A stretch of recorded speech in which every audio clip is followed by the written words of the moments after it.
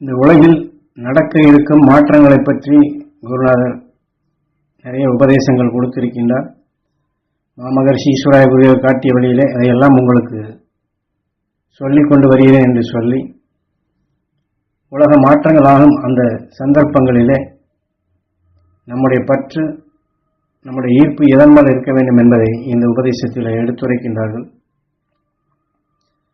உயிரியல் தத்துவப்படி நுகர்ந்த உணர்வுகளை எல்லாம் நமது உயிர் அணுக்களாக உடலுக்குள் மாற்றுகின்றது. அணுவின் மலம்தான் நம் உடலாக மாறுகின்றது. அந்த உணர்வின் அறிவாக நம்மை அதுவே இயக்கச் செய்கின்றது. ஆக உயிர் அணுவாக தோன்றியதிலிருந்து எத்தனையோ கோடி உடல்களை கடந்துதான் இன்று மனிதனாக வந்திருக்கின்றோம். அதுவும் விஷத்தன்மை கொண்ட உலகிலே வாழ்ந்து கொண்டிருக்கின்றோம். இந்த பிரபஞ்சமே, இந்த சூரியனே விஷத்தன்மையால், விஞ்ஞானத்தின் கதிரியக்கத்தன்மையால் சீக்கிரமே அழியப் போகின்றது, திசை மாறப் போகின்றது.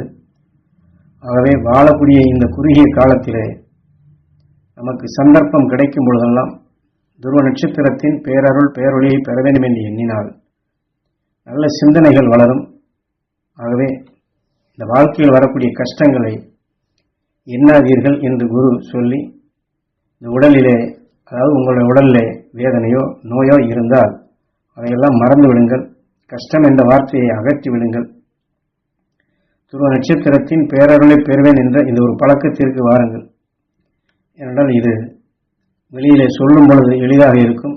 ஆனால் வாழ்க்கை நிமித்தம் குடும்பத்திலோ உடலுக்குள்ளேயோ சிக்கல்கள் வரும் பொழுது நம்முடைய பற்று அதன்பால் சென்று விடுகின்றது. அதைத்தான் குருநாதர் இங்கே சுட்டி காட்டி, கஷ்டங்களை எண்ணாதீர்கள், உடலில் இருக்கக்கூடிய வேதனையோ நோயோ அதையெல்லாம் மறந்து விடுங்கள் என்று சொல்லுகின்றார். மறந்துவிட்டு துருவ நட்சத்திரத்தின் பேரருளை பெறுவேன் என்ற இந்த ஒரு பழக்கத்திற்கு மட்டும் வருங்கள் என்று சொல்லுகின்றார். பூஜையோ அல்லது வீட்டிலே நல்ல வசதியான இடமாக இருக்கும் இடங்களில் இதுபோன்று அமர்ந்து தியானம் இருந்து இந்த உணர்வுகளை செயல்படுத்தி பாருங்கள். ஏனென்றால் மாமகர்ஷி ஈஸ்வராய குருவர் காட்டிய அருள்வழியில் அருள் உணர்வுகளை உங்களுக்குள் ஆழமாக பதிவு செய்கின்றேன். கூடுமானவரை இந்த உபதேசங்களை கேட்டும் படித்தும் அடிக்கடி இதை ஞாபகப்படுத்திக் கொண்டே வாருங்கள். இதுதான் முக்கியமானது. அருள் சக்திகள் உங்களுக்குள் நல்ல முறையில் வளர்ச்சி வரும். தீமைகளை அகற்ற முடியும். கஷ்டம் என்ற வார்த்தையை தூக்கி எறிந்து விடுங்கள். யார் எந்த நிலையில் இருந்தாலும் கூட இந்த உடலுடன் நீடித்த நாள் இருப்பவர் யாரும் இல்லை. ஆகவே உடலுக்காக வேண்டி வேதனைப்பட வேண்டிய அவசியமும் இல்லை என்று குரு சொல்லுகின்றார்.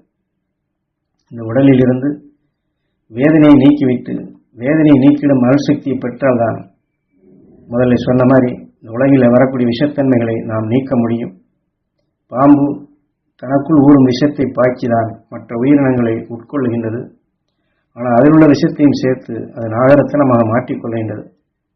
இதே போன்றுதான் அகசியனும் அகண்ட அண்டத்தில் வரும் இருளை வென்று உணர்வை ஒளியாக மாற்றி ஒளிச்சரீரமாக ஆனான். அந்த அகசியனின் உணர்வுகளை எடுத்து நாம் இந்த உடலிலே வளர்ப்போம். நமக்கு இந்த உடல் தேவையில்லை. உணர்வின் ஒளியே போதுமானது. உயிருடன் ஒன்றி அவனுடன் அவனாக வாழ்வதே கடைசி நிலை. அகண்ட அண்டத்தில் எத்தகைய பிரளயங்கள் மாற்றங்கள் வந்தாலும் கூட துருவ நட்சத்திரமும் அதனுடைய ஈர்ப்போட்டத்தில் இருக்கக்கூடிய சப்தரிஷி மண்டலங்களும் அழிவதே இல்லை. இந்த சூரியன் கூட ஒரு காலம் அழியலாம். அப்படி அழியும் காலமும் வந்துவிட்டது. அழிந்து இந்த பிரபஞ்சத்தின் விஷத்தின் தன்மை அதிகரிக்கப்படும் பொழுது பூமியில் வாழும் மனிதனுடைய நிலையும் செயலற்றதாக மாறிவிடும். அதற்கு முன் நாம் துருவ நட்சத்திரத்தின் ஈர்ப்போட்டத்திற்குள் சென்று அடைய வேண்டும் என்று சொல்லினர். அது முதலிலே சொன்னது போன்றுதான் இந்த உடல் நமக்கு தேவையில்லை. உணர்வின் ஒளியை வளர்த்துக் கொள்வதற்கு நாம் இந்த வாழ்க்கையை பயன்படுத்தினால் போதுமானது. அது உயிரோடு ஒன்றி இருக்க வேண்டும், மகரிஷிகளோடு ஒன்றி இருக்க வேண்டும். காரணம், குருநாதர் சொன்னது போன்று இந்த அகண்ட அண்டத்திலே எவ்வளவு பெரிய சீற்றங்கள், அவர் சொன்னது போன்று பிரளயங்கள் வந்தாலும் மாற்றங்கள் வந்தாலும் துருவ நட்சத்திரமும் சப்தரிஷி மண்டலம் அழிவதே இல்லை. நம்ம உயிரும் அழிவதே இல்லை. ஆகவே அழியாத நிலையில் கொண்டு இருக்கும் உயிரோடு ஒன்றி துருவ நட்சத்திரத்தோடு ஒன்றி சப்தரிஷி மண்டலத்தோடு ஒன்றி நம்முடைய வாழ்க்கையை நாம் அமைத்துக் கொள்ள வேண்டும்.